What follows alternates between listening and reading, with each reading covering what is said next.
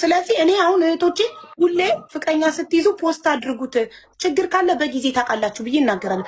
አንቺ ሽምግልና ከተላከ በኋላ ነው የፖስተችው፣ የዛኔ ነው እውነታውን ያወቅሽው። ባለትዳር ነው የልጅ አባት። እኔ ባለትዳር መሆኑን እንዴት ላረጋግጥ? አንደኛ ሌሊቱን ሙሉ ያወራኛል።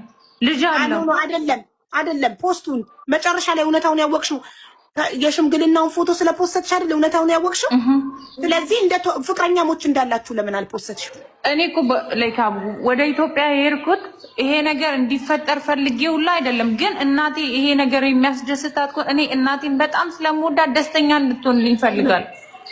ነገም ይደገማል። ይሄ ስህተት አይደለም። እንደዛ አይደለም እያልሽ በስልክም ስታወሩ ፍቅረኛ ለመሆን ለመጋባት ስትወስኑ በአካል ባትገናኙ ራስ ፎቶን ፕሮፋይል ማድረግ ትችያለሽ። ፎቶን ፕሮፋይል ስታደርጊ መታ ማናባሽሽ አንቺ የኔን ባል ፎቶ ፕሮፋይል የምታደርጊው ብላ ትጠይቅሻለች።